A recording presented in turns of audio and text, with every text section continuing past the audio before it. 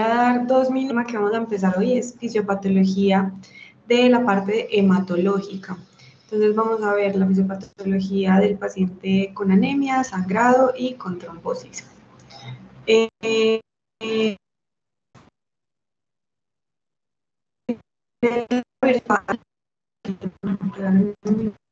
Por aquí en el aula virtual. En el aula virtual ustedes van a encontrar en el curso de inmunología en fisiopatología 1, en las pestañas, en la parte superior, hay una que dice sistema hematológico. Y allí, entonces, van a encontrar que ya están las diapositivas, las imágenes, pues, en general, de sepsis y de anemia. También van a encontrar una bibliografía sugerida de interpretación del hemograma. Esta está en español, me parece muy útil para que le den una mirada. Y un libro, aquí les puse el libro completo. ¿Por qué? Porque ese libro no está en Clinical Key, ni está tampoco en la biblioteca de la universidad. Y es excelente. Entonces, acá ustedes van a encontrar el link para descargar el libro. Si alguien no le descarga, me cuenta, porque ese libro es excelente y va a ser la bibliografía de base que vamos a tener para anemia. Bueno, antes de entrar como tal y comenzar, ¿todos me escuchan bien? ¿Ven bien las imágenes, las diapositivas? Sí, profe. Excelente, listo. Muchas gracias. Bueno, entonces, comencemos. Vamos a centrarnos primero en repasar algunos conceptos que ya vieron conmigo de fisiología, algunas cosas de glóbulos rojos y algunas cosas de plaquetas. Por eso voy a comenzar primero con todos los desórdenes de anemias y sangrado de trombosis que tienen que ver con estas dos células, ¿cierto? Los glóbulos blancos, vamos a dejarlos de lado, al menos en el examen conmigo, pues que es un examen. ¿Por qué? Porque ustedes acaban de terminar el curso de inmunología con la profesora Vicky y ustedes básicamente ahí ya analizaron bastante de la función y las alteraciones o las enfermedades de, algunas enfermedades de los glóbulos blancos, las enfermedades autoinmunes, ¿cierto? Todas las inmunodeficiencias, todo lo que vieron ya con la profe. ¿Qué es lo único, digamos, que quedaría pendiente de glóbulos blancos? Sería el tema de sepsis. Por eso lo van a ver conmigo. ¿Listo? Entonces, este examen, que para este examen tenemos creo que unas 5 o 6 clases programadas, este examen va a incluir anemia, fisiopatología de las anemias, del sangrado, trombosis y también sepsis. ¿Por qué razón incluimos sepsis ya en este componente de hemato? Porque esto es la base para lo que ustedes necesitan ver en fisiopatología 2 cuando lleguen a shock. Entonces, ya en fisiopatología 2 con el profe Vélez, y cuando hablen de shock y estados edematosos, entonces ahí van a hablar de varios tipos de shock, cardiogénico, ¿cierto? Y entre ellos está, alguien está compartiendo pantalla, un celular. Sara Corpus, ¿estás por aquí? Sara Corpus Flores, ¿me escuchas? Sí, profe. Sara, estás compartiendo la pantalla de tu celular. Entonces, eso no deja que se vean las diapositivas porque vemos tu celular.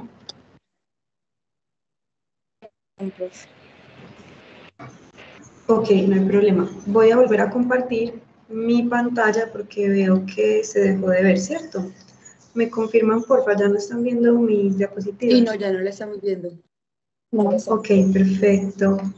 Listo, ya voy a volver a compartir.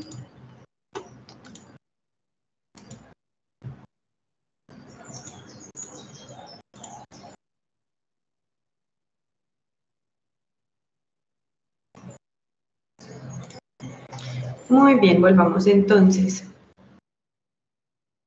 Y vamos en que ustedes necesitan unas bases de sepsis para cuando en cuarto hablen de shock séptico, listo. Por eso, esos son todos los componentes que vamos a evaluar en este examen. Y vamos a comenzar entonces con las anemias. Hay varias cosas que nosotros vimos en primero, tal vez algunos las recuerden, tal vez algunos no. Entonces, de hecho, voy a empezar con algunas preguntas. ¿Quién se anima y abre el micrófono y me cuenta qué se acuerdan que es una anemia?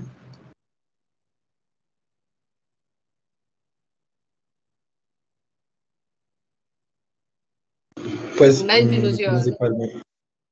principalmente es una disminución en el recuento de glóbulos rojos. Ok, entonces por aquí dicen disminución, por acá dicen disminución en glóbulos rojos. ¿Qué más se acuerdan? Era como cuando la hemoglobina bajaba, creo que de 12 miligramos sobre decilitro, algo así, no sé. Entonces por acá dicen disminución de hemoglobina y una hemoglobina menor de 12. Ok, listo. Entonces, la respuesta más acertada es esta. Esto es cierto, esto sucede en anemia, pero la definición específica de anemia está dada por un valor de hemoglobina. Entonces, lo que decían, ¿de quién habla ahorita? Juan Sebastián, creo, ¿cierto? Juan Sebastián y Mariana, ¿cierto?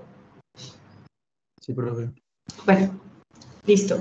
Entonces, ambos ocurren durante las anemias, una disminución de glóbulos rojos y una disminución de hemoglobina, pero la definición como tal de una anemia tiene que ver con definitivamente los valores de hemoglobina. Para poder hacer el diagnóstico, sí o sí tendríamos que tener este valor.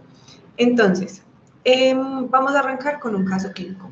Mujer de 43 años, consulta por fatiga, intolerancia al ejercicio, palpitaciones y disnea al subir escaleras. Reporta periodos menstruales prolongados e irregulares en los últimos 6 meses. Antes de que sigamos, ¿qué es un periodo menstrual prolongado? O sea, ¿cuándo ya es prolongado?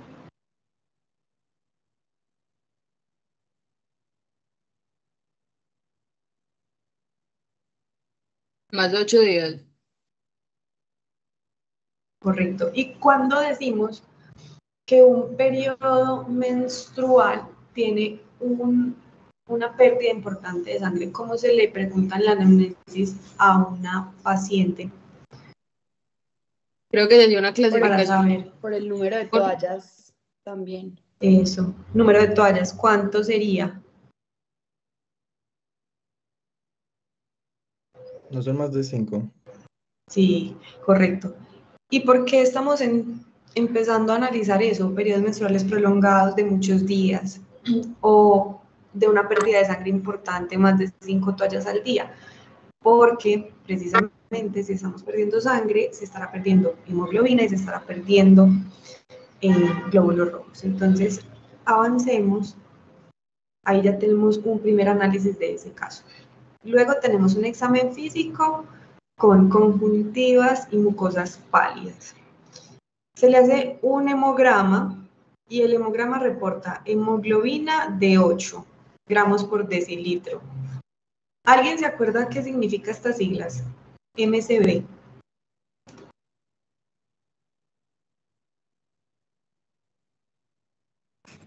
El tiempo con que se hace el laboratorio, cuánto dura para coagularse ese factor, ¿no? Entonces, por aquí No nos es el dicen el tiempo. No era el tamaño de los glóbulos rojos. Por acá nos dicen tamaño.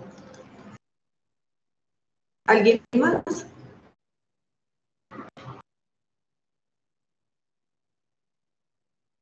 Ok, entonces esto es el tamaño, correcto. Entonces, MCB es volumen corpuscular medio. Entonces, ese es el tamaño de los glóbulos rojos.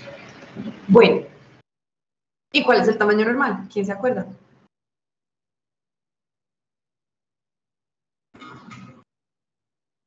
de 80 a 100. Correcto. Entonces, el tamaño normal de los glóbulos rojos es de 80 a 100 femtolitros. Listo. Entonces, yo les hago una pregunta. Esta paciente tiene unos eritrocitos ¿de qué tamaño? Pequeños. Ok, son pequeños. Vamos a tener unos eritrocitos pequeños. ¿Y quién se acuerda qué enfermedades dan eritrocitos pequeños?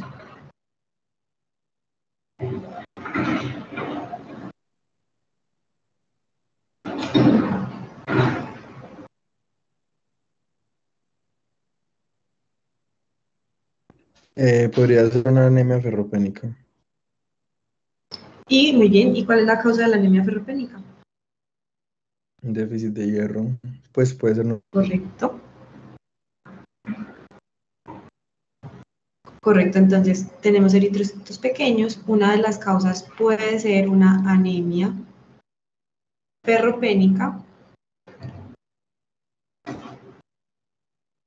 que es por una deficiencia de hierro. Listo. Muy bien, ¿quién se acuerda cuál es este valor?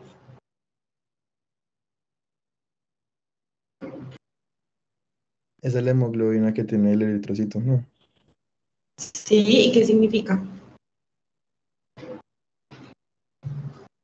Me imagino que qué tan cargado de oxígeno está. No, pues las siglas, ¿qué significan?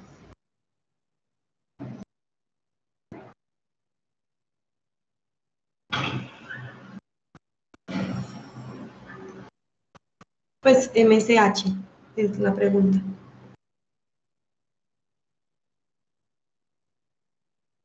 Hemoglobina corpuscular media, algo así. Correcto, sí. Si esto es volumen corpuscular medio, esto es hemoglobina corpuscular media. Y entonces tenemos hemoglobina corpuscular media 24 picogramos por célula. Entonces, permítanme, yo borro por acá. Perdón. Entonces tenemos hemoglobina corpuscular media. ¿Y cómo está el valor? Está dentro del rango normal. ¿Cuál es el rango normal? 23 a 31. Hay otros que es 28 a 34. Entonces, estaría disminuido o en un valor muy inferior, en el límite inferior. ¿Qué más nos dice? Nos dice que el hemograma tiene leucos y plaquetas normales. Hasta acá, entonces, yo les hago esta pregunta. ¿Cómo podría describirse esta anemia? Profe, hola, qué pena. ¿Podrías repetir el rango normal Sí. del anterior, por favor? Sí, claro que sí, 28 a 34 Gracias. picogramos con gusto por célula. Bueno, entonces, ¿cómo describirían ustedes este tipo de anemia? Sería una anemia ferropénica. Hay alguien que, entonces tenemos opción anemia ferropénica. ¿Hay alguien que tenga otra propuesta? La tilde va a ser la E, no aquí, bueno, ferropénica. ¿O todos de acuerdo con esa clasificación?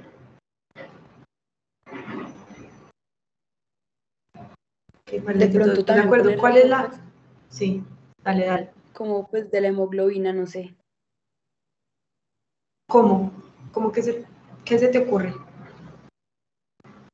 Pues algo que, es que no sé cómo da pues como la palabra, pero que describa pues que la hemoglobina también está bajita. Ok, No entonces sería algo la por palabra ejemplo. como tal.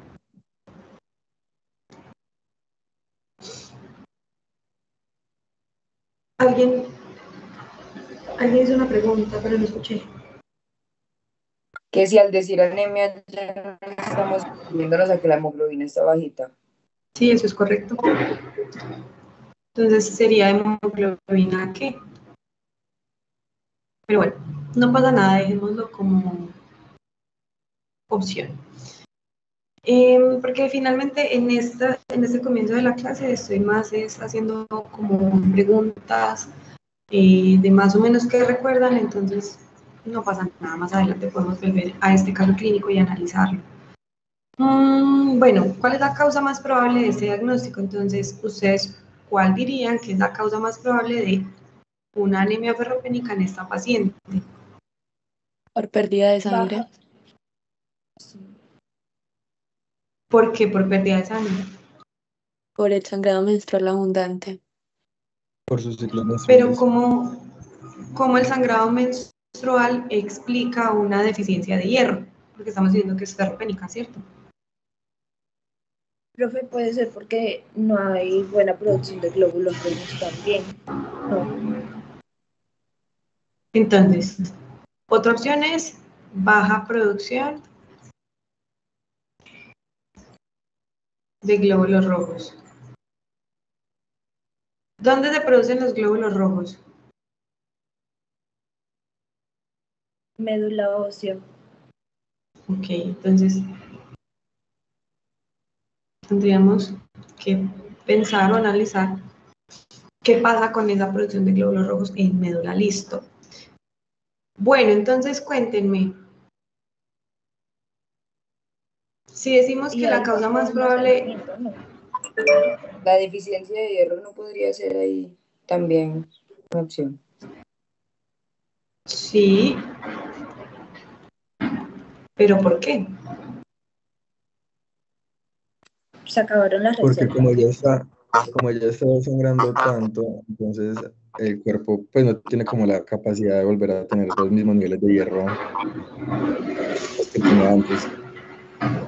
¿Y por qué? Porque no tiene esa capacidad. A veces por la dieta Profe, no no hay. será por desnutrición.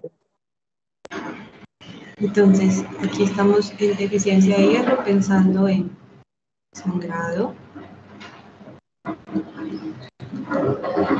O sea, que el sangrado le haya causado una deficiencia de hierro. Desnutrición. ¿Cierto? Listo, excelente. Entonces me gusta que estén analizando ese tipo de cosas. Vamos con la otra Profe, pregunta. Cuéntame. no, pues iba a decir que yo creía que la deficiencia de hierro pues era por la deficiencia de hemoglobina. Entonces, explícame un poquito más.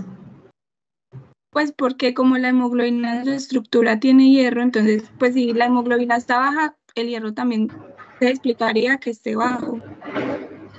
Entonces, ¿cuál estás pensando que genera cuál? O sea, que la disminución de hemoglobina desencadena una deficiencia de hierro o que la deficiencia de hierro desencadena una disminución en la hemoglobina.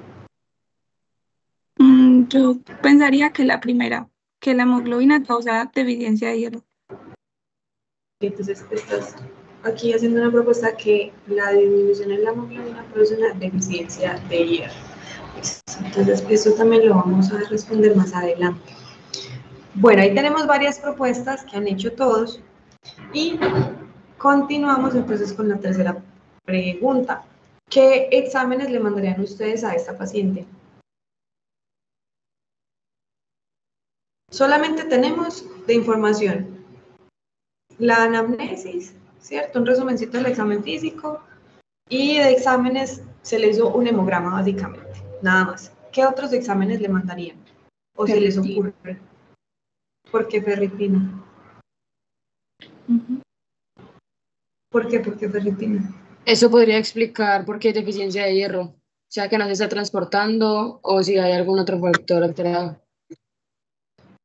Ok, pero ¿qué hace la ferritina? ¿Por qué querrían medir ferritina? La ferritina La indica las reservas ferritina de hierro. almacena el hierro Ok, y listo, entonces reservas. Ok. Muy bien, ¿qué más le pedirían? profe para ver cómo está su hígado y los macrófagos del vaso. ¿Y por qué hígado? ¿Y por qué macrófagos del vaso? Porque en el hígado se va a almacenar, si no estoy mal. Y en el vaso ocurre la hemólisis, no. Entonces toca ver si está aumentada los macrófagos. Listo, entonces hígado, Vitamina B12. para hierro, macrófagos del vaso. Este es M con estas, esto es macrófago, listo. Macrófagos del vaso, hemólisis. Por aquí proponen vitamina B12. ¿Algo más se les ocurre? Profe, de Profe, pronto la transferrina, ¿no? Transferrina, ¿qué más? profe, de pronto El ácido fólico. un perfil tiroideo, pues un perfil hormonal, porque puede que la causa esté explicada, pues no por algo en sí como de los glóbulos rojos, o pues que no pueda producir glóbulos rojos o el hierro, sino que pues puede ser algo hormonal, no sé, un hipotiroidismo que produzca una menorragia o algo así, no sé. Okay. ¿Algo más se les ocurre?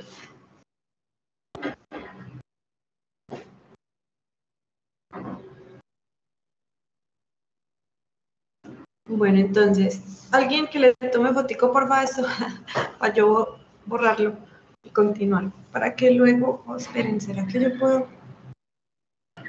No, voy a tratar de no borrarlo para que luego volvamos a esta imagen y analicemos de estos cuáles sí, cuáles no, y los que sí, ¿por qué? Y los que no, ¿por qué no? ¿Listo?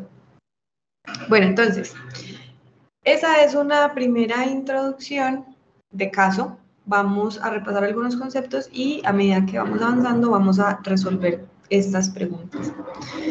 Entonces ya vimos que anemia se define como una disminución en la hemoglobina y ese valor varía dependiendo de la edad y en general nosotros nos enfocamos en los mayores de 18 años, ¿cierto? En los adultos.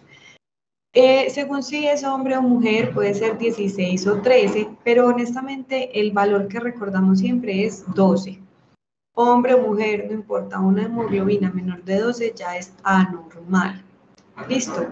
No nos enfocamos, o al menos yo no les hago tanto énfasis en que memoricen y se aprendan los valores de hemoglobina al nacimiento, ¿cierto? O a medida que van creciendo los menores de 18 años, porque va a variar bastante, ¿cierto? Los niveles de hemoglobina son más altos en los recién nacidos, van a ir cambiando entre los menores de 5 años, los menores de 3, pues sí, en la adolescencia, etcétera. Entonces, como yo sé que ustedes tienen varias rotaciones de pediatría, ahí les van a hacer el enfoque de la anemia en niños, entonces la verdad no los pongo a aprenderse un montón de valores de hemoglobina, sino que por el momento me concentro en adultos mayores de 18 años, que es 12 gramos por decilitro. Bueno, entonces, la anemia es una condición supremamente común. En todos los países del mundo hay personas con anemia. No es una enfermedad rara, una enfermedad huérfana, una enfermedad genética por la que afecta a una persona en el mundo, no. Al país que ustedes vayan van a ver personas con anemia y hace algunos años se creía que la anemia no era necesario tratarla. Hoy en día sí sabemos que no tratar una anemia afecta la calidad de vida de las personas por todos los síntomas derivados de las anemias y también va a tener efectos de aumentar las sintomatología en pacientes con comorbilidades cardiovasculares. Me explico. Una persona con falla cardíaca. Ustedes ya vieron, no me acuerdo si Vélez les habla que en la falla cardíaca da disnea. ¿Ustedes ven eso? Sí. Sí, profe. Ah, bueno, listo. Excelente. Entonces, una persona con una falla cardíaca que ya tiene disnea y además le da anemia por cualquier causa, su disnea se va a aumentar mucho más. Entonces, tratarle la anemia le va a mejorar la disnea, le va a mejorar su calidad de vida a ese paciente. Y además ya también sabemos que no tratar una anemia aumenta la mortalidad en los pacientes. Entonces, por eso hoy en día sí buscamos, diagnosticamos activamente las anemias y buscamos encontrar las causas y darle un tratamiento oportuno. Entonces,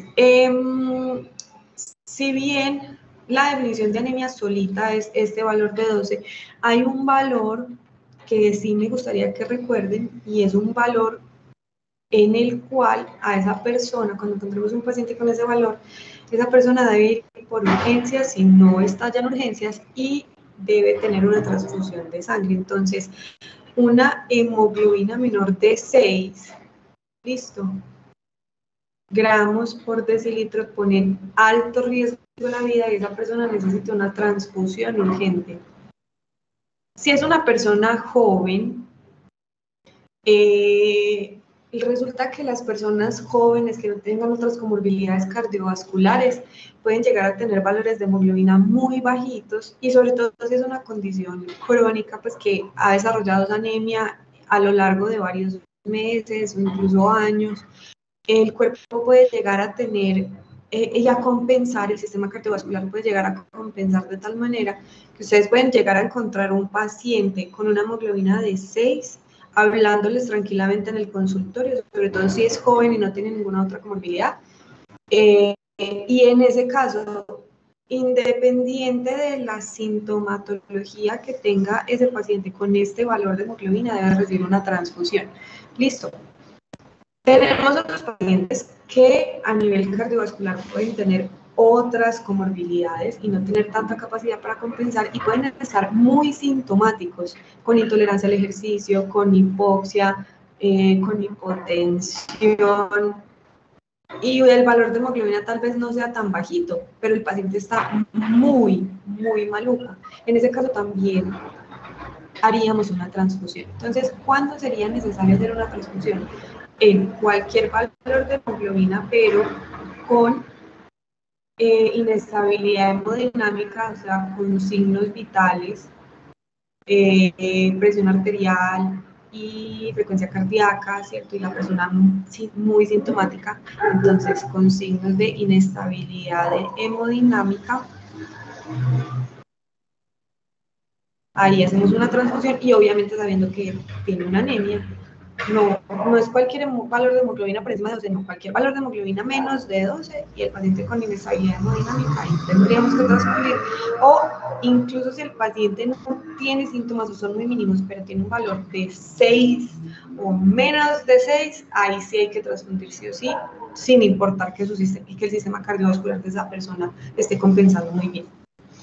Entonces, los síntomas van a variar no solamente del valor de hemoglobina, también dependen de qué tanto esa persona tiene espacio para compensar.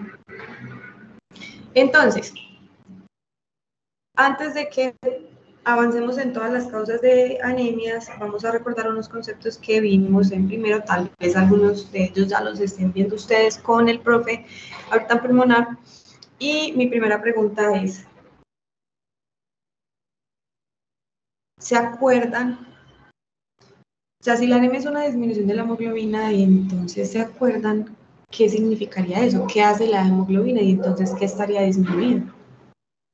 Porque pues, la importancia de la hemoglobina es que ella tiene pues el grupo, pues, el hierro, y el hierro tiene una afinidad por el oxígeno, entonces ayuda al transporte de oxígeno. Ok, entonces tenemos transporte de oxígeno. Por este lado de acá tenemos transporte de oxígeno. ¿Hay alguna otra forma en la que se transporte el oxígeno en sangre diferente a unirse a la hemoglobina? Libre. También es transporte. Listo. Libre. ¿Y cuánto?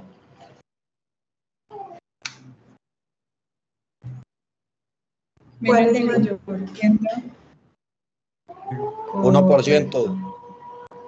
Menos del 1%. 1 menos del 1, ok. ¿Y por qué?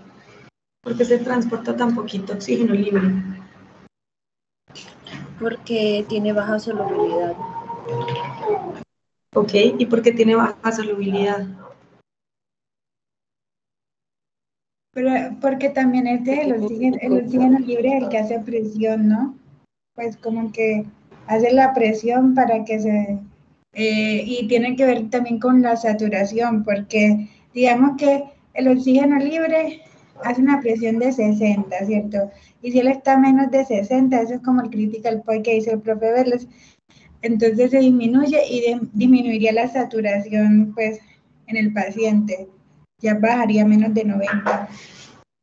Pero entonces ahí es otra pregunta, ¿cierto? Ahí sería, ¿qué hace que haya menos oxígeno? Y sería precisamente lo que estás diciendo, qué niveles de oxígeno disminuirían la saturación de la hemoglobina. Pero la pregunta que quisiera que analicemos es por qué el oxígeno tiene baja solubilidad. Empecemos por partes. ¿Qué es la solubilidad? Para decir que algo es bajo, que hay baja solubilidad, entonces empecemos por partes. ¿Qué es la solubilidad? Pues como que se repela con el agua, ¿no? Como que no pasa en la membrana. La ¿Qué más? solubilidad es la capacidad de una sustancia de poder disolverse en algo. Ok, entonces nosotros tenemos dos componentes en los que se pueden disolver o mezclar las cosas. ¿Cuáles son esos dos? Agua y grasa. Correcto, agua y lípidos. Cuando nosotros decimos que el oxígeno tiene baja solubilidad, ¿en cuál de estos dos estamos hablando? ¿Baja solubilidad en qué? Agua. En agua. ¿Y por qué agua? Porque esa polar. ¿Por qué seleccionamos baja solubilidad en el agua?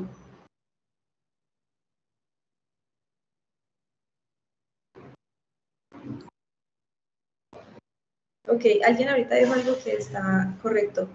Alguien dijo porque es apolar. Creo que fue Mariana, ¿cierto? El profe. Ah, bueno, cuéntame un poquito más. Pues según lo que yo me acuerdo, era que pues el oxígeno era polar y por eso debía ir en hemoglobina, porque si no se podía devolver al alvéolo y también porque el libre generaba como daño tisular. Ok, entonces, correcto. Nosotros decimos que el oxígeno tiene baja solubilidad en agua porque cuando pensamos en esto, espera, no sé por qué lo escribí.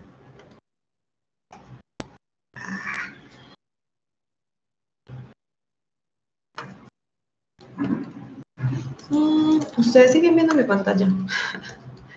Sí, profe. Sí, profe. Ah, pero se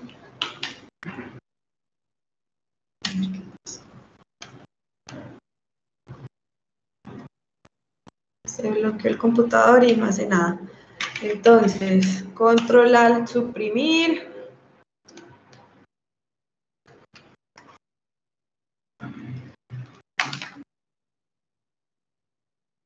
Ustedes les tocaron clases virtuales en el 2020. Sí.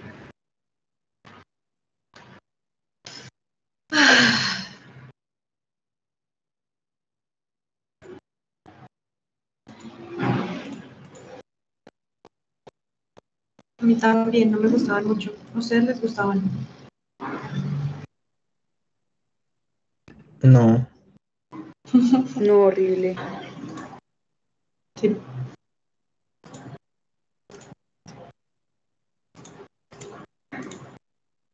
No, y no sé.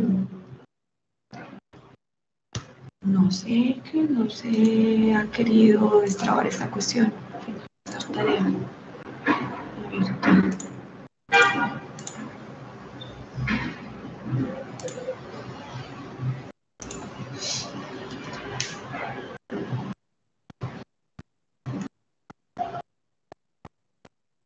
Regálenme un minutito que esto se traba.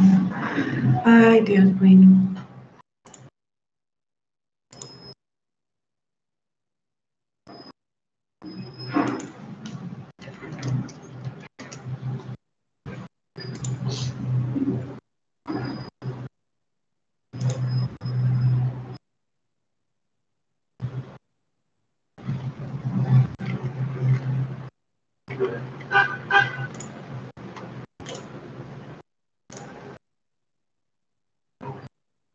Bueno, vamos a ver si ya se destraba.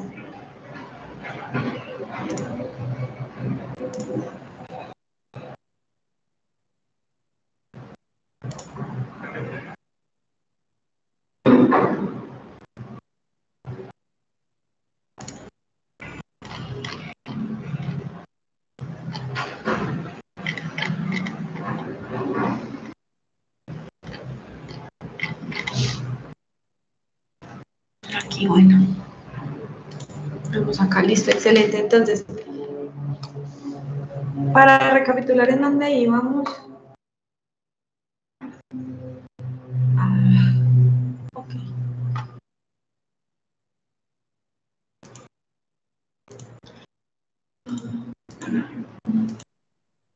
Momento. A ver si ya.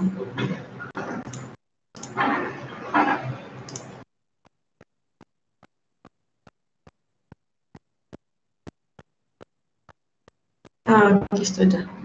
Perfecto, entonces para retomar en dónde íbamos.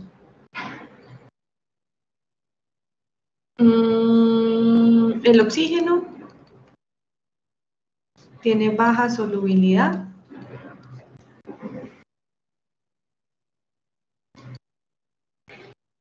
en agua. ¿Y por qué pensamos en agua? Porque agua es el principal componente del plasma, es decir, de la sangre. Listo. ¿Por qué razón el oxígeno tiene baja solubilidad? El oxígeno es una molécula apolar. Todos los gases son moléculas apolares. Por lo tanto, no es buena haciendo interacciones con el agua. Entonces, en general, las moléculas apolares van a tener dificultades para transportarse en agua. Entonces, en ese caso, necesitamos algo, una proteína que mejore su capacidad para moverse en sangre. Y lo que dijeron ahorita Mariana, o no recuerdo quién, es también cierto. El oxígeno libre es un gran productor de radicales libres y ustedes ya saben que los radicales libres pueden dañar tejidos. Entonces, para la cantidad de oxígeno que necesitan las células en el cuerpo humano, sería demasiado el daño que se generan en los tejidos. Listo. Listo, ahora. Como dijeron de manera correcta, el oxígeno libre es muy poquito el que se transporta, es mucho más lo que va combinado a la hemoglobina. Y ahora la pregunta que yo tengo para hacerles es la siguiente. ¿Qué tipo de molécula es la hemoglobina? Es una proteína, ¿cierto? Si la hemoglobina es una proteína, yo les pregunto, ¿las proteínas son apolares o son polares? Casi todas son polares. Correcto, son polares. Y las moléculas polares podrán hacer interacciones con el agua de la sangre. Sí. Podrá transportarse en sangre, sí. Perfecto. Entonces, si la hemoglobina es una proteína y como proteína es polar y puede transportarse entonces fácilmente en sangre, yo les hago una pregunta. ¿La hemoglobina va en su mayoría libre en la sangre o va encerrada? Libre. Entonces por acá dice libre y por acá Encerrada. encerrada. Y los que dijeron libre, ¿por qué libre? Y los que dijeron encerrada, ¿por qué encerrada? Pues va encerrada. Sí. Bueno, perdón. No, dale. Va encerrada porque ella tiene globinas y también, pues, por su composición estructural, ella puede cambiar la presión oncótica. Ok, entonces por acá dicen encerrada por la presión oncótica. Ok. ¿Alguien No, quiere encerrada añadir algo? por el eritrocito. Entonces está encerrada en el eritrocito, listo. ¿Alguien quiere añadir algo aquí?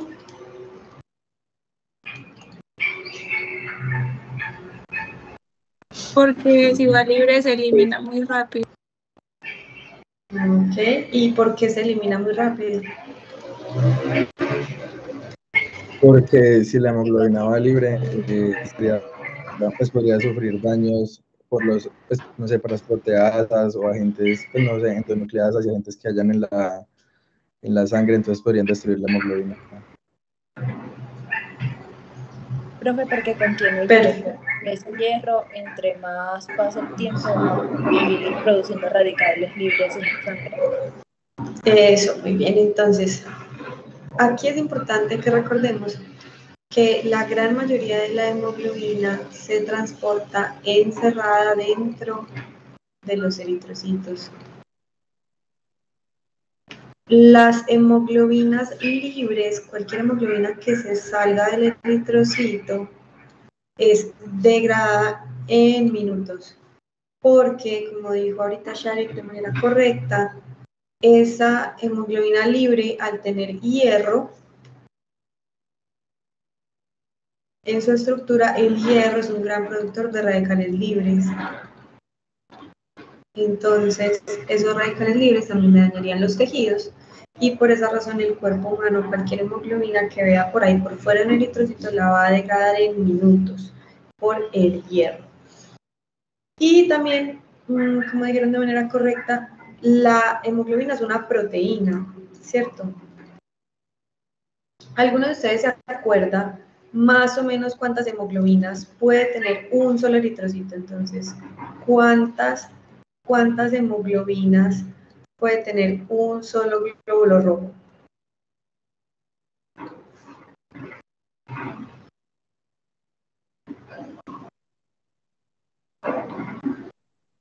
Pero bueno, son como 200 millones. Ok, exacto, sí. Entonces, si un solo glóbulo rojo tiene varios millones de moléculas de hemoglobinas, si todo eso, y acuérdense que tenemos millones de glóbulos rojos también, si todas esas proteínas estuvieran libres en el vaso sanguíneo, ustedes saben que la presión oncótica depende de las proteínas, de los niveles de proteínas, entonces sería demasiado alta la presión oncótica, y eso generaría una alteración en el movimiento de agua entre el intersticio y el plasma. ¿Listo? Entonces, ¿cuál es la idea grande que debemos recordar hasta aquí? Que la hemoglobina tiene una dependencia con los eritrocitos. Ahí hay una relación de dependencia. La hemoglobina no puede existir sin eritrocitos. Entonces, por eso, ahorita al comienzo, Juan decía de manera correcta, es una disminución de glóbulos rojos, pero eso inmediatamente que genera una disminución de la hemoglobina, porque la hemoglobina únicamente puede ser transportada en los glóbulos rojos, no hay otra célula, ningún leucocito, nada que pueda transportar hemoglobina, y tampoco puede ir libre en sangre. Entonces, lo que le pase a los glóbulos rojos afecta de manera directa a la hemoglobina. ¿Listo? Solo que la definición de anemia como tal sí depende pues de un valor, pero esta es una relación importante que hay que recordar. ¿Por qué? Porque cuando uno estudia ya los tipos de anemias o las causas de las anemias, siempre se la clasifican a uno en lo que sea que le pueda pasar a los glóbulos rojos. Listo, entonces uno tiene que tener muy clara la relación entre glóbulos rojos y hemoglobina. ¿Alguien se acuerda cuál es esa clasificación que se las di primero? Hay 3 grandes causas de anemias. Puede ser por destrucción de eritrocitos, por pues, Sí. disminución de producción de eritrocitos en la médula, y no me acuerdo de la otra. Ok, ¿quién se acuerda de la otra? Y sangrado. Sangrado, listo. ¿Cómo se llaman las anemias por destrucción de eritrocitos? ¿Anemias qué? Hemolíticas. Hemolíticas. ¿Y las de baja producción de eritrocitos?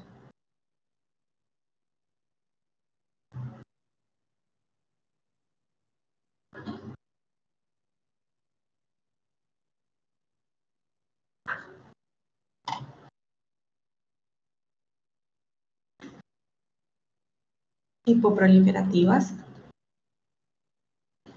Hipoproliferativas. Y por último, sangrado, si es sangrado. Muy bien. Entonces, ahí están las 3 grandes causas de anemias: pérdida de sangre, disminución en la producción y aumento en la destrucción. ¿En cuál de estas tres ubicarían ustedes a la paciente del caso clínico con el que empezamos? En la primera.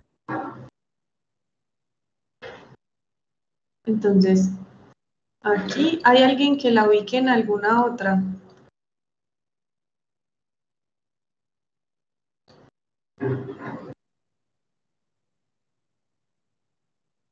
Entonces les voy a dar un spoiler. Esa paciente está ubicada en una de estas dos también. Profe, en disminución, puede ser que ella puede tener un aumento de sangrado y su cuerpo no da para compensar la reposición de esos eritrocitos porque tiene baja producción.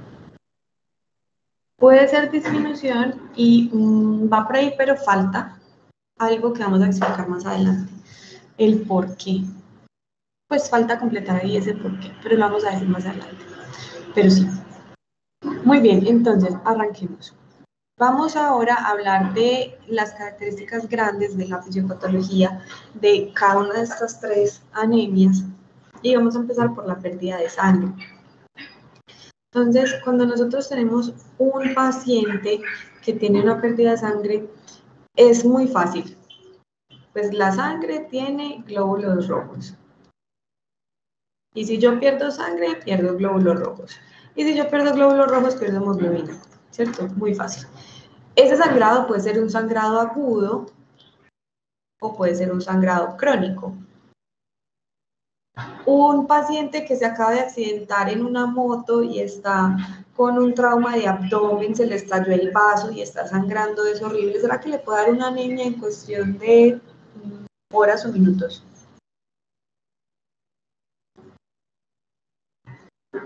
Sí. Sí, claro.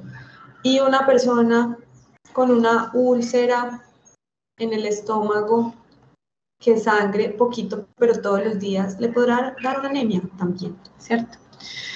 Entonces, aquí nos tenemos que preguntar qué tipo de sangrado es el que está generando los síntomas en los pacientes. Si volvemos al caso clínico, ¿qué tipo de sangrado dirían ustedes que aplicarían para esta paciente? Crónico. Es un sangrado menstrual. ¿Y por qué piensan que crónico? Porque el sangrado abundante fue en varias ocasiones, ¿no? Ajá, ¿en cuánto tiempo? Ella ¿qué dijo que cuánto tiempo llevaba así?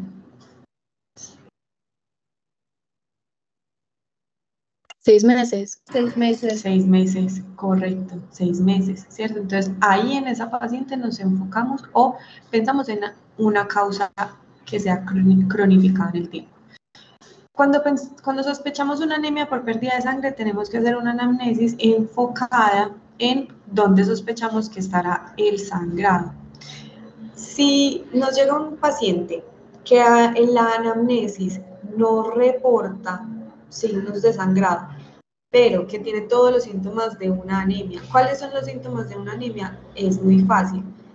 Si la hemoglobina es la que transporta el oxígeno y en la anemia no tengo suficiente hemoglobina, entonces es básicamente cosas relacionadas con bajo oxígeno. Entonces, ¿cuáles son los síntomas de anemia? ¿Se acuerdan? Mareo. Fatiga. Sueño, cansancio, exacto, todo eso, porque no está llegando suficiente oxígeno. Entonces, me llega un paciente con todos esos síntomas y le hago un hemograma que me reporta una hemoglobina bajita y además tiene en la morfología, o sea, en la forma de los eritrocitos es normo. ¿Cómo así normo? Normocítica en cuanto al volumen y cromos color normal. La anemia por pérdida de sangre es típicamente normocítica, normocrómica. ¿Por qué? Una anemia que solamente la persona es por perder sangre no tiene por qué alterar la estructura de los eritrocitos, ¿cierto? Si es solamente sangrar, pues los eritrocitos se producen en la médula, eso no tiene un sangrado, no tiene por qué alterar la estructura o cómo se forman esos eritrocitos en médula. Y el color tampoco, porque el color depende del contenido de hierro que tienen los eritrocitos y eso ya sabemos que ingresa en médula. Entonces, la un paciente con una anemia por pérdida de sangre típicamente tiene estas dos características. De hecho, yo a continuación les hago una pregunta. Entonces, nuestra paciente del caso clínico encaja aquí.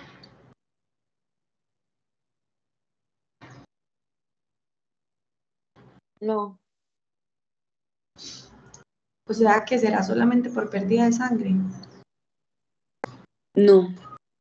Correcto. Esa paciente no tiene la característica, la morfología característica de las anemias únicamente por pérdida de sangre, porque sus eritrocitos no son normocíticos ni son normocrómicos. O sea que no nos podemos quedar pensando únicamente en la pérdida de sangre, ahí pasa algo más. ¿Listo? Bueno, entonces, volviendo a esto, tenemos un paciente con todos los síntomas de anemia, con una hemoglobina bajita, y en el hemograma tenemos un volumen normal y un contenido de hemoglobina normal, ¿cierto? Y en el extendido de sangre periférica reportan ambos, normocítico y normocrómico. Listo. Pero en ningún momento en la anamnesis ese paciente me dijo que estaba sangrando en ningún lugar, entonces ahí es donde yo tendría que llegar a interrogar a esa persona y buscar posibles sitios de sangrado. ¿Cuáles son los sitios de sangrado más comunes en las anemias normocíticas, normocrómicas, gastrointestinales? Si yo quisiera preguntarle a un paciente por posibles síntomas de sangrado gastrointestinal, ¿ustedes qué le preguntarían en la anamnesis? Profe, no sé, antes para que haya un sangrado no tiene que haber una ruptura como del intestino y eso no le causaría como que gastritis o síntomas, no sé. Gastritis, la gastritis no necesariamente da sangrado. Profe, pues si conoce si tiene alguna enfermedad, alguna úlcera, alguna Sí. bacteria. ¿Y síntomas? ¿Cuáles síntomas son Dolor. sugestivos de sangrado? Sí, cuando hace, pues, popo, tienes... Ajá. ¿Y cómo se llama eso? ¿Cómo se llama Melenas. sangre en la defecación? Melenas.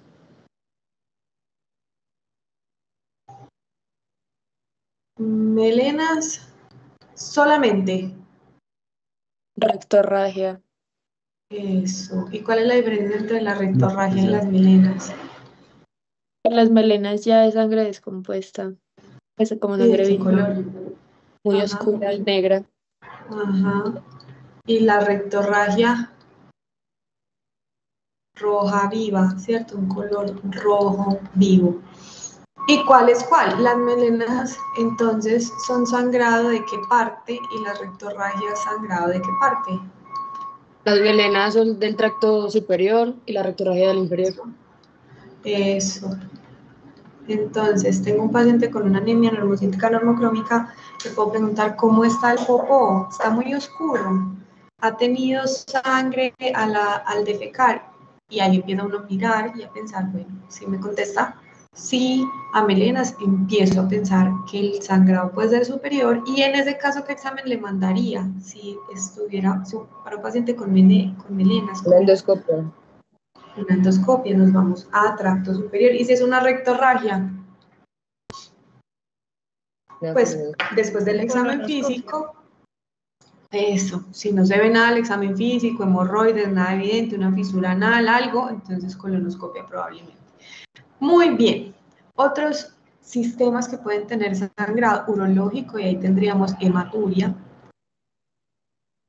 las alteraciones menstruales, por supuesto. A nivel pulmonar, los sangrados a nivel pulmonar son más típicos en trauma. Entonces, los pacientes que tienen algún tipo de accidente y se golpean o por alguna razón, ¿cierto?, tienen algún tipo de trauma directamente en el tórax, entonces podemos tener sangrado en los pulmones a raíz de trauma. Hay algunas enfermedades autoinmunes que pueden dar hemorragia alveolar, pero esas son más raritas. En general, en los pulmones tendríamos principalmente causas por trauma. Y trauma en general, cualquier paciente pues con politrauma, trauma de abdomen, TEC, sangrado, ¿cierto? Sangrado a nivel cerebral, etc. Bueno, estas serían más agudas, por supuesto. Estos serían pacientes pues, que llegarían de forma aguda a urgencias. Listo. Entonces, esas son las cosas grandes para saber de las anemias por sangrado. Realmente no hay mucho para profundizar en la fisiopatología. Y por lo tanto vamos a pasar a el grueso de anemias por baja producción de eritrocitos, que ahí sí vamos a tener varias causas y varios tipos de anemias hipoproliferativas. Entonces arranquemos recordando que los glóbulos rojos se producen en la médula ósea, ¿cierto? ¿Cada cuánto? ¿Quién se acuerda? A 120 días. Sí, entonces los eritrocitos duran 120 días. La médula ósea tiene que estar reponiendo esos eritrocitos, pero realmente llega pues en el cuerpo, no todos los eritrocitos están en el mismo día, por así decirlo. Entonces realmente nosotros tenemos una producción basal, ¿cierto? Constante de glóbulos rojos en la médula, y cuando hay situaciones donde se pierdan más eritrocitos de lo normal, por ejemplo, un paciente tuvo un trauma y tuvo una pérdida importante de sangrado, si su médula ósea está normal, debería ser capaz de responder, y esa médula ósea debería ser capaz de aumentar mucho más la producción de eritrocitos, más allá de lo basal, de lo normalito que la médula está produciendo todo el tiempo para ir reemplazando a medida que se van destruyendo los eritrocitos cada 120 días. Hay aquí en el proceso de hematopoiesis, o bueno, de eritropoiesis específicamente, algunos conceptos que es importante recordar. Primero, si la hemoglobina es una proteína, ¿qué organelas se necesitan en la célula para poder producir proteínas?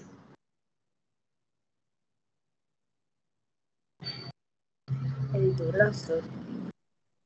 Organelas de la célula. El retículo con los ribosomas. Retículo, ribosoma, se necesitará núcleo.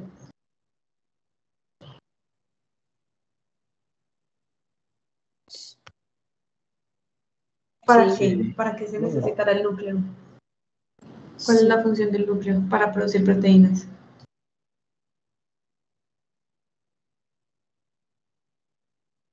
La traducción. Correcto. ¿Traducción o transcripción? Transcripción. Transcripción, ¿cierto? Para pasar de DNA a RNA. Correcto. Entonces, mi pregunta es la siguiente. ¿Los eritrocitos tienen núcleo y tienen organelas? No. No. O sea que la hemoglobina se tiene que producir antes, ¿cierto? Eso es un concepto importante para recordar. Entonces recuerden que los eritrocitos, ya cuando están circulando en sangre, son células que no tienen núcleo, no tienen mitocondrias, no tienen organelas. Entonces esa proteína, que es la hemoglobina que va en su interior, tuvo que haberse generado antes de que salieran a sangre. Y ese antes es cuando tenían núcleo, que es básicamente todas las células previas a la célula roja nucleada. Entonces, eritroblasto o célula roja nucleada. Listo. ¿Qué más tenemos que recordar de este proceso? Para poder generar glóbulos rojos se necesitan unos mínimos. ¿Cuáles son esos mínimos? Unos nutrientes mínimos y la presencia de una hormona. Entonces, ¿quién se acuerda cuál es la hormona necesaria para que se pueda generar la eritropoiesis? Correcto, la eritropoyetina. Entonces necesitamos eritropoyetina. ¿Qué nutrientes necesita la médula como mínimo para hacer glóbulos rojos? Vitamina B12. B12, ¿qué más? Profe, disculpa, ya no te escucho bien. Pues se escucha como muy lejos. Ahí mejoró. Sí, ya, gracias. Ok, listo. Entonces B12, ¿qué más? Ácido fólico, hierro y el grupo hemo. Ácido fólico y hierro, ok. El grupo hemo no es un nutriente. Listo. Pero el grupo hemo se hace en parte con hierro. Entonces aquí no pondríamos grupo hemo, pero sí ponemos hierro. Y lo último es que la médula esté bien. ¿Cómo así que la médula esté bien? Estructuralmente bien, o sea, que no tenga un tumor en la médula, que el estroma y el parénquima esté bien, etc. Bueno, entonces, estas tres condiciones mínimas van a producir tres subtipos de anemias hipoproliferativas, tres categorías de. Dentro de las causas de anemias hipoproliferativas tenemos estas tres grandes subcategorías. Uno son las deficiencias nutricionales, que son las más comunes. ¿Por qué? Porque si yo no tengo los nutrientes mínimos, pues la médula no va a hacer suficientes eritrocitos o a cada eritrocito no le va a agregar de manera suficiente lo que necesita. También tenemos disfunción de órganos, especialmente el órgano encargado de producir EPO. Y por último, todas las causas de disfunción de médula. Entonces, arranquemos con las deficiencias nutricionales. Ustedes muy bien dijeron, la deficiencia de hierro da una de las anemias más comunes en todo el mundo, que se llama la anemia ferropénica. ¿Se acuerdan cómo se llama la anemia que da la deficiencia de B12? Pernicioso. ¿Y cómo más? Megaloblástica. Megaloblástica. ¿Y cómo se llama la que da la deficiencia de folatos?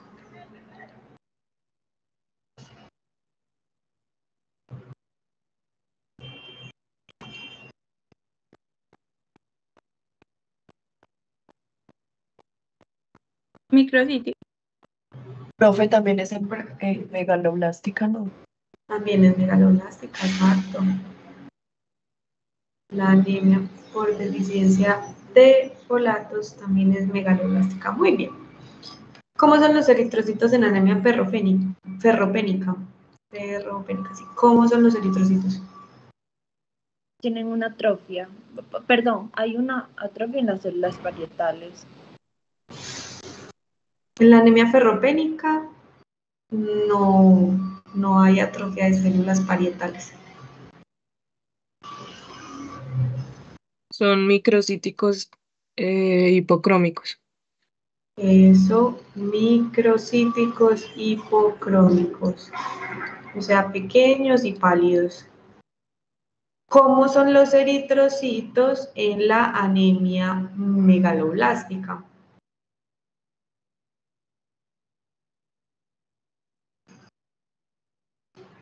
Son grandes. Macrocítico. Esos son macro, por eso megalo grandes, ¿cierto? Son macrocíticos. Muy bien. Entonces, vamos a recordar algunas cosas importantes de estos tres deficiencias que generan anemias. En el caso de la deficiencia de hierro es una anemia ferropénica, también la podríamos clasificar como una anemia microcítica, y en la deficiencia de B12 y folato serían anemias megaloblásticas. Bueno, o macrocíticas pues también. ¿Por qué una deficiencia de hierro genera anemia? Porque en la estructura de la hemoglobina tenemos 4 globinas y cada globina tiene un grupo hemo en la mitad y cada uno de esos grupos de hemo tiene un átomo de hierro en la mitad. ¿Listo? El cuerpo humano, ¿de dónde saca el hierro? De la dieta. Aparte de la dieta, ¿hay alguna otra forma? Por ejemplo, el cuerpo puede producir hierro de manera endógena. No, el cuerpo no produce hierro. Correcto, entonces el hierro solamente viene de la dieta. Listo, es diferente al colesterol. Ustedes vieron en bioquímica que hay producción endógena de colesterol, ¿cierto? Bueno, entonces, El hierro viene de la dieta. Los seres humanos necesitamos comer hierro y ese hierro luego se va a utilizar para los grupos hemo de la hemoglobina. ¿Y para qué más? ¿Qué otras funciones tiene el hierro en el cuerpo? Es como cofactor también para los ciclos, pues como el de las mitocondrias. Sí, es cofactor de muchas reacciones bioquímicas, especialmente el hierro se necesita en la cadena transportadora de electrones para los citocromos. ¿Se acuerdan de los citocromos? Entonces yo les hago una pregunta, ¿cuáles células del cuerpo humano necesitan hierro? Todas. Todas. Todas, absolutamente todas. ¿Por qué? Toda célula que tenga mitocondrias necesita hierro para los citocromos. Y la única célula en el cuerpo humano que no tiene mitocondrias, ¿cómo se llama? Eritrocito. Y el eritrocito necesita hierro.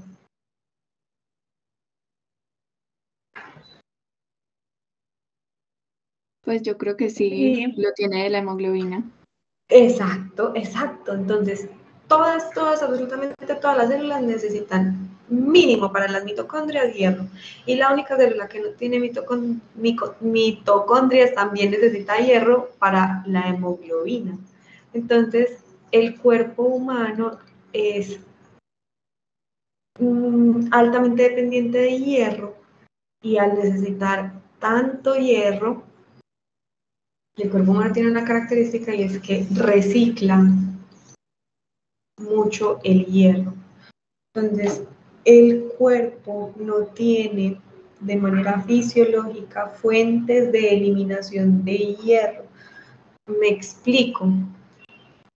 Una hemoglobina, después de los 120 días, una hemoglobina que vaya en un eritrocito, ya pasaron 120 días. A los 120 días, cuando se degrade ese eritrocito, el hierro no se va a degradar, el hierro tampoco se va a desechar ni por materia fecal, ni por sudor, ni por orina. ¿Qué se hace con ese hierro?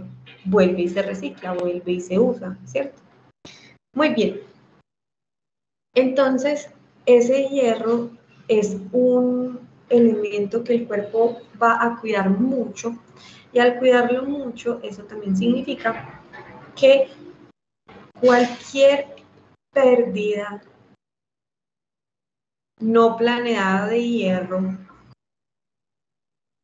va a significar que el cuerpo va a tener que reponer ese hierro porque no estaba contando con perderlo. ¿Qué se les ocurre a ustedes que puede ser una pérdida, un ejemplo de pérdida de hierro en el cuerpo?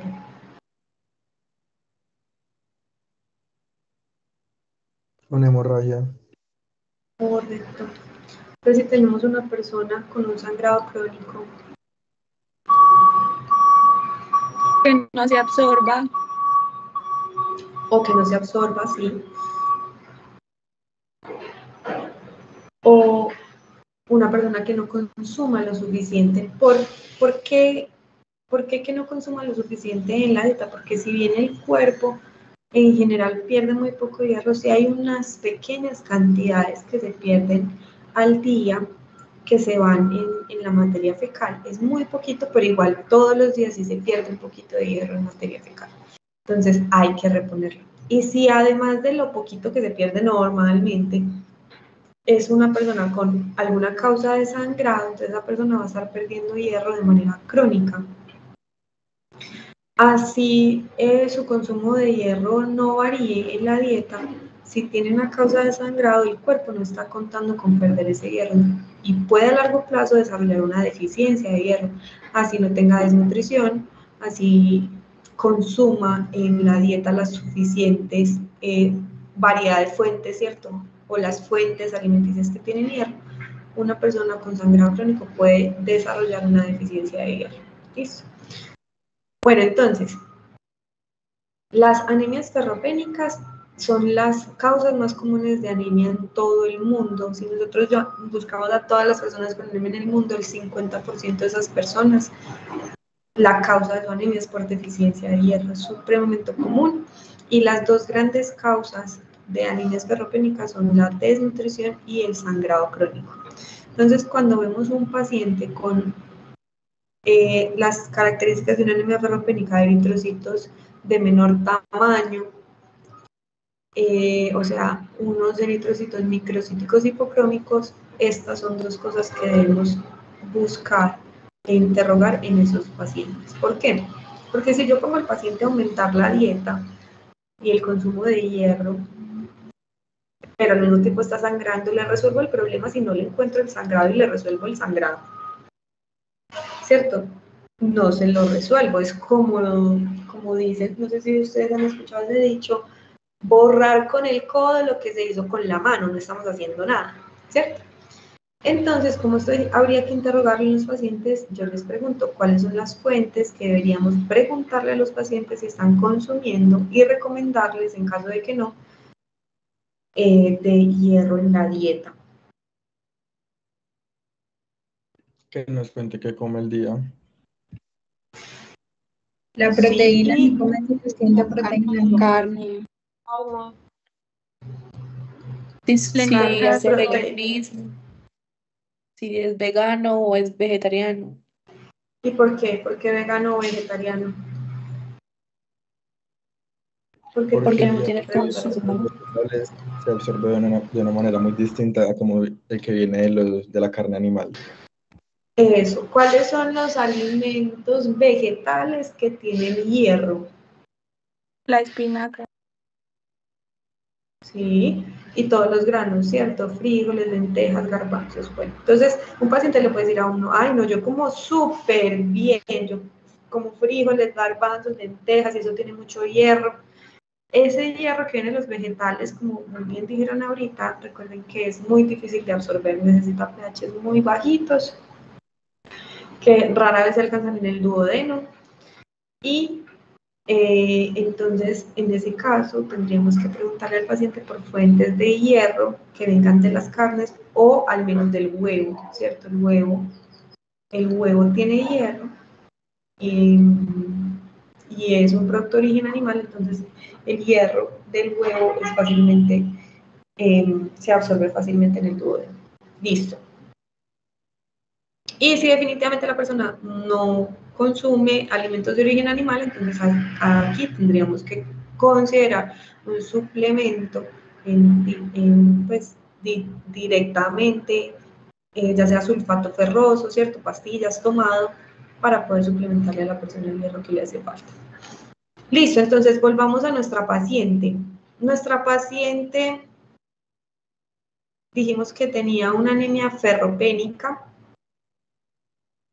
Y la causa de esa anemia ferropénica es el sangrado, que lleva 6 meses sangrando, ¿cierto? Por periodos menstruales alterados.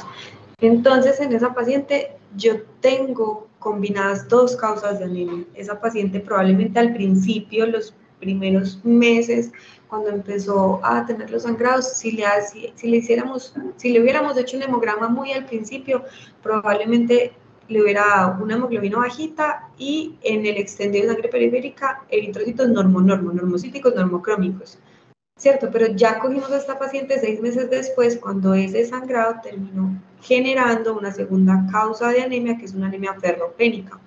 Entonces, en esa paciente, ¿sería suficiente solamente con darle hierro? ¿Darle hierro oral sería un tratamiento suficiente para la paciente? No. ¿Qué más tengo que hacer? Controlar el sangrado.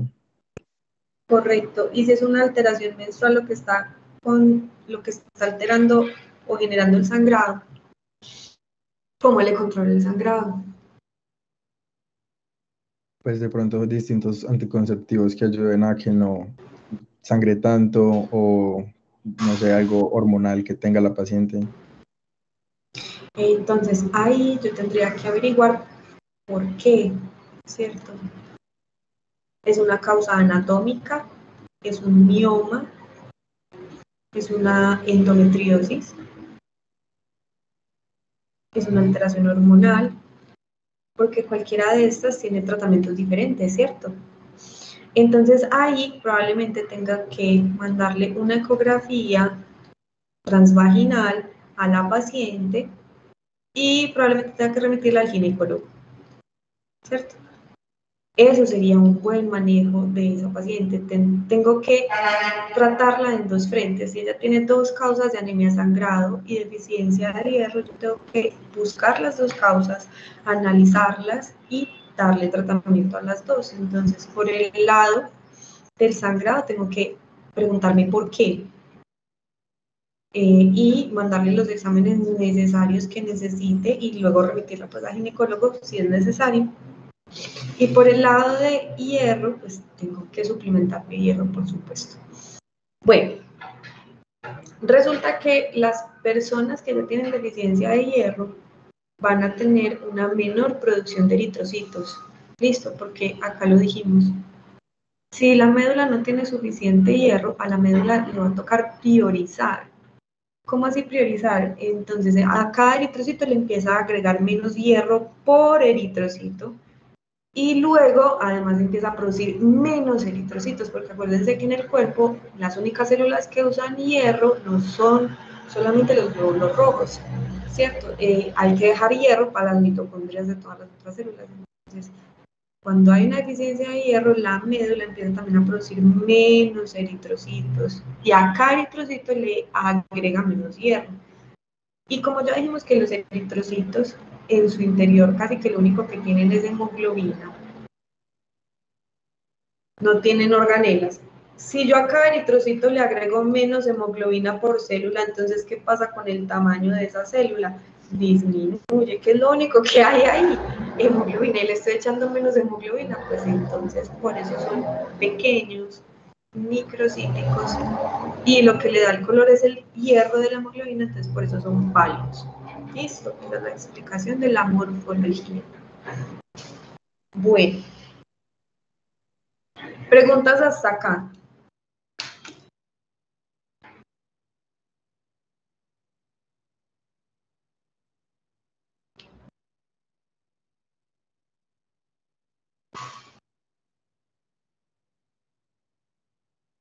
Profe, no. Entonces, listo, entonces, vamos ahora a hablar un poquito de vitamina B12 y folatos. Resulta que la deficiencia de cualquiera de los dos da el mismo tipo de anemia megaloblástica. En la anemia megaloblástica tenemos eritrocitos que son grandes, mayores de 100 centilitros, ¿cierto? Que ya vimos que es el volumen corpuscular medio. ¿Alguien se acuerda? ¿Cuál es la explicación? ¿Por qué los eritrocitos son grandes en estas anemias?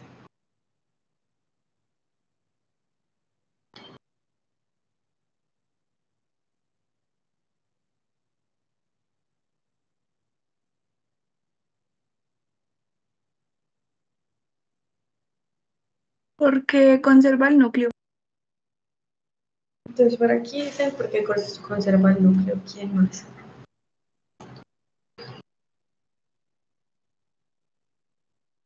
Por la falta de las bases nitrogenadas. ¿Y por qué la falta de bases nitrogenadas las haría grandes?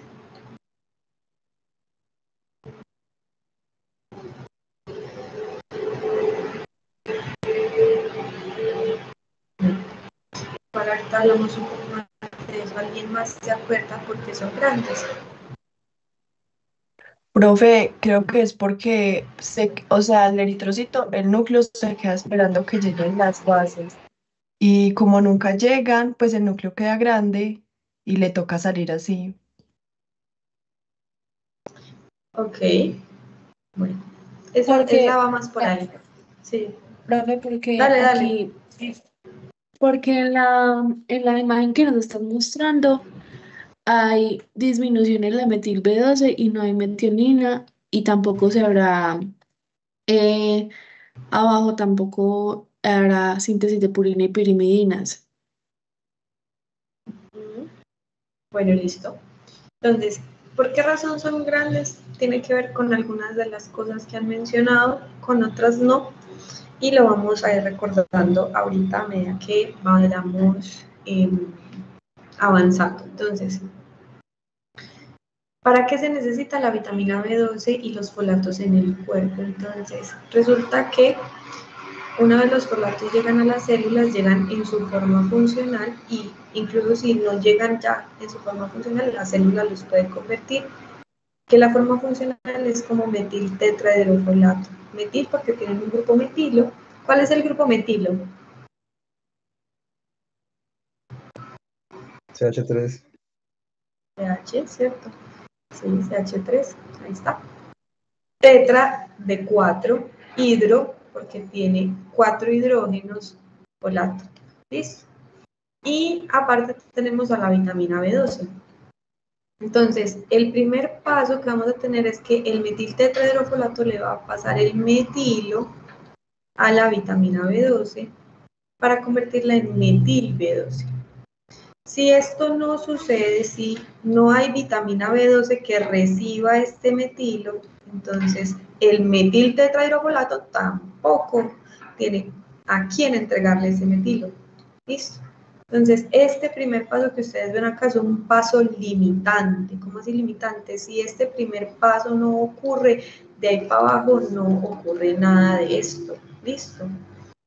¿Y cuál es el problema de que no ocurra nada de esto? Como decía ahorita Valen, entonces yo no tendría la producción de purinas y pirimidinas. ¿Quién me da ejemplos? ¿Cuáles recuerdan ustedes que son purinas y pirimidinas? Las purinas son la guanina y la adenina. Adenosina. ¿Qué más?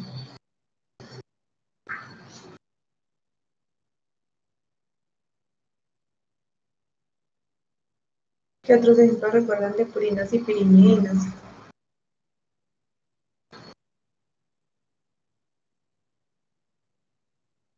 Profe, no son todas las bases nitrogenadas. ¿Y cuáles son? Adenina. Adenina, guanina, citosina y timina. Eso sí, estas 4.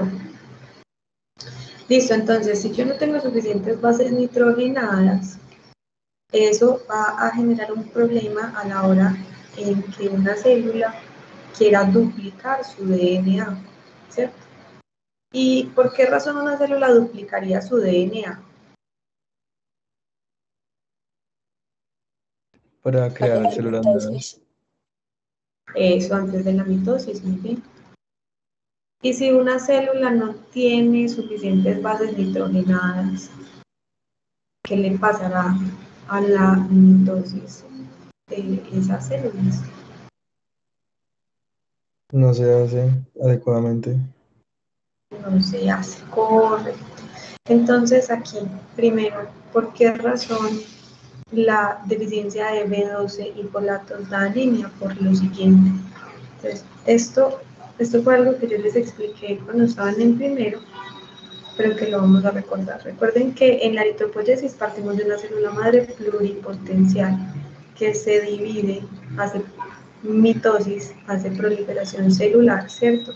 Y cada una de ellas se va también dividiendo y en el proceso de eritropoyesis, mientras esas células se dividen, van madurando y al final yo voy a tener, a partir de lo que fue inicialmente una sola célula pluripotente, voy a terminar con muchas más células, ¿cierto? Porque a medida que van avanzando en el proceso hasta el final, se van generando mitosis de manera progresiva. Al final, entonces, todas estas son células, ¿cierto? Con sus núcleos, y al final cada una de estas se va a convertir en un glóbulo rojo. Pero, ¿qué sucede? Para que cualquiera de estas células aquí haga mitosis y se divida, necesita tener suficientes bases nitrogenadas, adenina, guanina, citosina, timina, etc. Si, por ejemplo, esta célula, espérenme, lo borro aquí. Entonces nos vamos a enfocar en esa célula que tiene la flecha esta, la flecha esta, azul, morado, no sé qué color es eso. Entonces, si esta célula, por ejemplo, no encuentra suficientes bases nitrogenadas, podría hacer mitosis.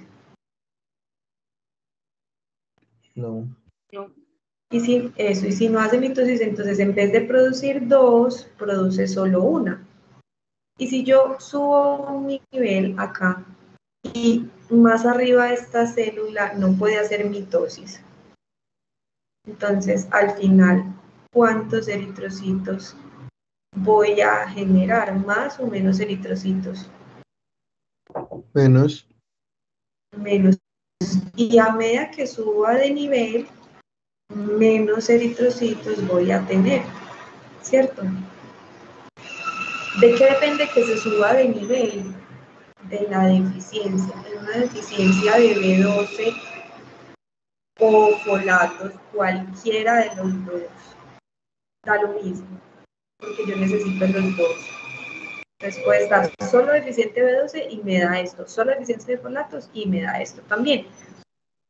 Entonces, si es una deficiencia leve, las primeras células que se van a afectar van a estar más cerquita en la eritropoyesis a los eritrocitos. Entonces, la anemia también será más leve. Si la deficiencia se vuelve moderada, entonces subo de nivel a células precursoras de eritrocitos más arriba, entonces la producción de eritrocitos se disminuye todavía más, ¿cierto? Y en una deficiencia severa de B12 o folatos, yo puedo llegar a afectar incluso las células pluripotentes muy arriba, tanto que puedo llegar a tener no solamente alteración de los glóbulos rojos, sino de qué otras células. Entonces, anemia, ¿y qué más voy a tener?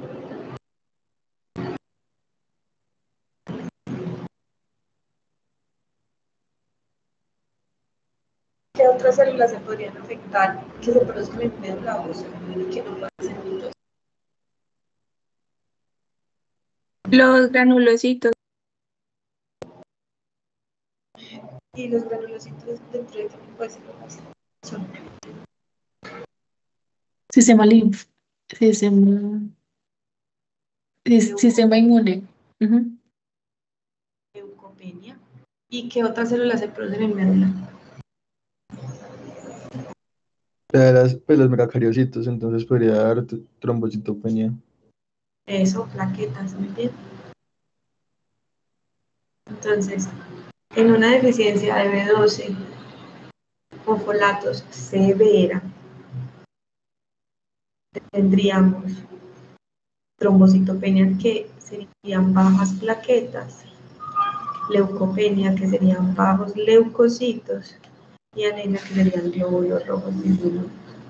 Entonces vamos a parar aquí, son las 9:30.